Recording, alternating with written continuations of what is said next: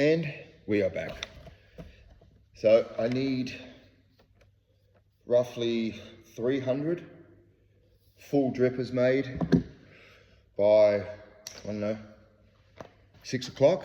It's 4:30 now. So I've already cut like a huge stack. But this is it. Like, there's no faster way of doing it.